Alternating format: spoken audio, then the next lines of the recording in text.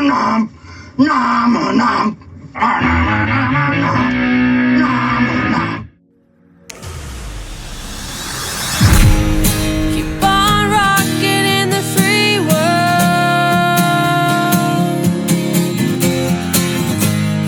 Keep on rocking in the free world.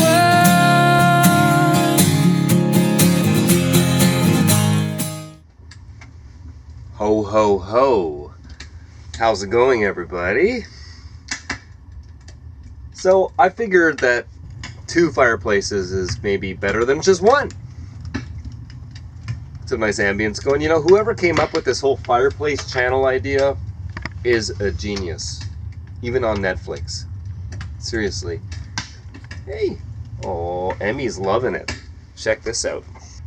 Look at this. Look at that face. Look at that face. Oh. You like the fires, Emmy? Yeah. She sure loves the heat off the real fire. You know what? I should do... What do you guys think? Should I do a cable or a Netflix channel of the fire in the Kimberley? You think that'd be a good seller? Why not? For the RV and van community? You know what's funny though is that there is some people out there. Is that zooming in just right? Can you see both the fireplaces there? Let's go down just a little bit. It's a new camera, by the way, I picked up. It's a new waterproof, shockproof, freeze-proof, awesome camera. It's a Nikon Coolpix AW130. Just a wicked device. I can use this up on the ski hills and pretty much anywhere, and it's really smooth motion as well. You almost don't need a gimbal with this if you want steady shots, and it just has a really wicked interface.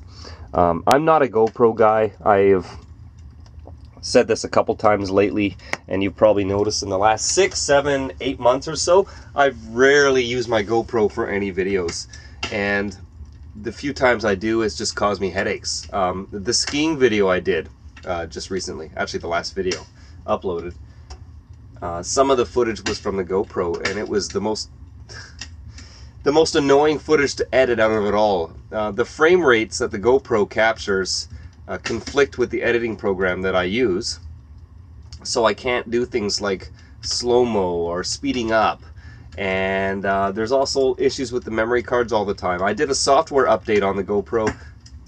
You know my opinion on that sort of thing. I don't think anything should ever need an update. Once you buy it, you should already have the complete product. You should not have to plug it in and update it in the future. And sure enough, it screwed up the audio after the update. So I mean, it's just nothing but problems. But my trusty hand cameras have never ever given me any problems.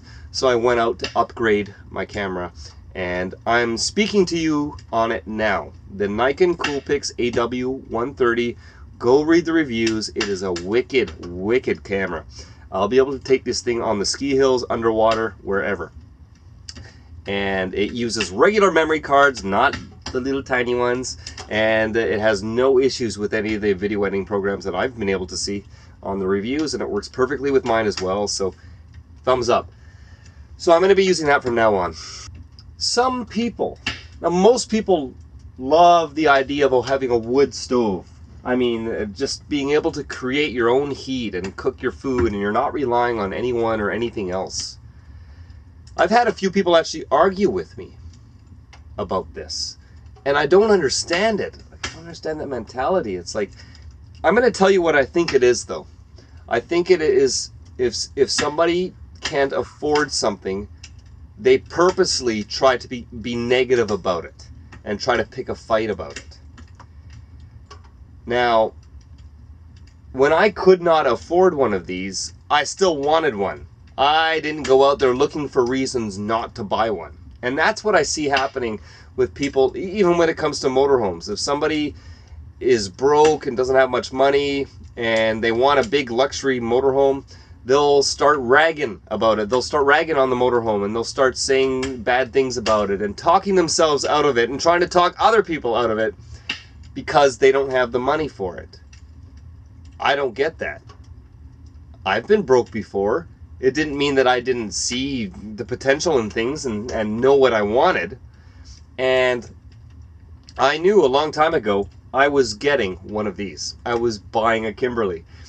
I didn't know if I was going to do it with Dora, but I ended up selling Dora.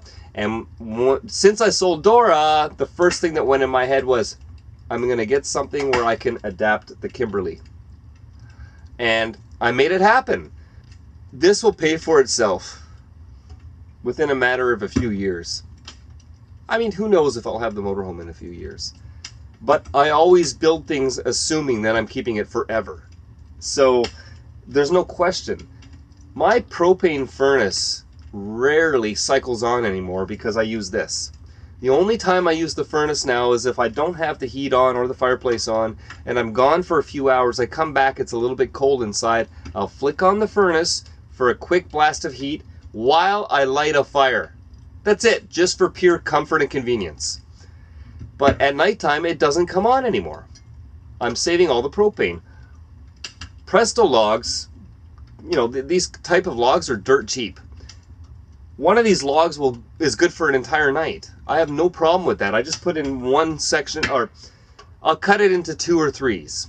Usually 2, and I'll put in one while I watch movies or do computer things or whatever. And then I'll put in the second half before I go to sleep. And it's fine for the whole night.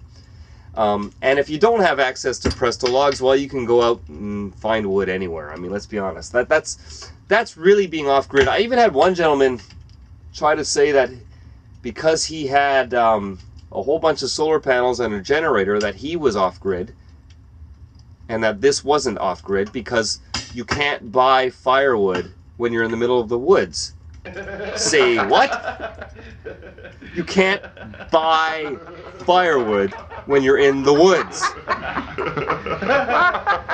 I can't understand. Like I at first I thought, is he trying to be funny? Because that's the most ridiculous thing I've ever heard in my life. It's a wood stove. The whole point of this is so that you don't have to buy anything if you choose not to. You can find wood anywhere unless you're living in the middle of a desert or something like that, in which case you probably don't need a wood stove. All right? Firewood is always free. If you're living in the city and working a job, though, who cares about the few dollars for these Presto logs? They're almost $1 a log. Big deal. It still costs less than my propane does over a month, you know, in the winter, to use the logs, and it's way nicer and much more satisfying to make my own fire and have this kind of heat as opposed to a propane furnace running all night, killing your batteries. Doesn't make any sense to go that route. It just doesn't. And if I'm out in the woods, the last thing I have to worry about is how long I can go before the gas in my generator runs out. Or if I need a part for my generator, or it needs an oil change, or whatever. Now, yes, I'm in a motorhome, so if hit the fan, and the grid went down, and society was collapsing, and you bugger off to the woods, can you survive? Can you survive for years? Not just weeks or a month, but for years. I think that really is the definition of being off-grid or not. Okay, with something like this, like I've said before, you could have 6 flat tires, an empty tank of gas, and you run out of propane, and your generator is seized, and you still have heat, and you can still cook. All right? All of those other things require some connection to the grid. Sure, my engine and all the other things for the actual motorhome require a connection to the grid, but that's only if you're going to continue using it. If something happened and I had to bug out to the woods, I'd be going to a spot where I wouldn't have to move. All right? All you have to do is make sure your propane and your gas and your water or whatever is full. Keep it full all the time, and that's always what I try to do, is keep my tanks always full at 3/4 or higher. Gas, propane, water is always full. If something happens, I'm out of town, like that, and I know that I could survive for a lot longer than anyone relying on propane or generators. If society goes down, the grid goes down, chaos, world war, natural disasters, whatever it is. It doesn't matter that my engine runs on gas, or I might need parts, or might need propane, or any of that, because none of that's, it's all going to be irrelevant if that happens. You're not going to be driving around. You're not going to be traveling, boondocking in cities. If you're alive, you're going to be in the middle of nowhere somewhere. In one spot, you're done. You're not moving anymore. You might as well take the wheels off your motorhome. If the situation was like that, what would you do, though, if your propane ran out? If your water runs out, rain collection system. Build one. I did it on my last motorhome. I'd probably do it with this one, too. Find a river nearby. For heat and for cooking, burn some wood. This is not only, to me, old school, because it's not high tech. It's low tech. But that makes it higher tech to me, because it's the only thing that will survive. Everything else will shut down, but this can keep you alive. Even if the grid goes down and everyone's out of power, and everyone's out of water, and I'm out in the middle of the woods somewhere next to a river, I've got water, I've got heat, I can cook. After a few years, my batteries are going to be done. I can't replenish them, I can't do anything about it, I'll have no lights anymore. You might have daytime power with solar panels, but you won't be able to replace your batteries. Not everything will work, but the basics will work, and you'll survive. So to me, that is truly being off-grid. And the price of this? Are you kidding? Just look on YouTube. There are people that have spent double digits in the thousands of dollars on solar systems so they can run fancy convection ovens and microwaves. Eventually, those batteries will wear out. So the cost, I don't mind spending a few $1,000s on a solar system and battery system and all that.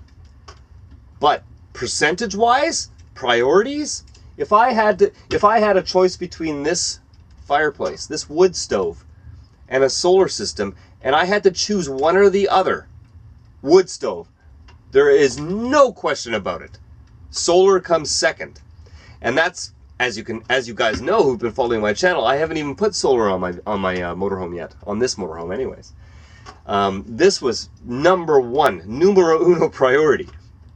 And I'll do solar, there's no doubt about it. But if I had to bug off and live in the woods somewhere, which would I rather have? Wood stove.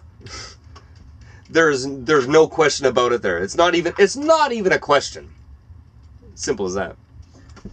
I mean, there's a reason why people have Netflix channels and cable TV channels of wood fireplaces for Christmas. Nobody wants to tune into a channel of an electric heater or a catalytic heater, or because sometimes the simplest thing is the best option. The simpler things are, the easier things are, and the happier you'll be. Isn't that right, Emmy? Hey? Meow. Now, I wish I had a life as simple as hers. Keep on rocking in the free world, everyone.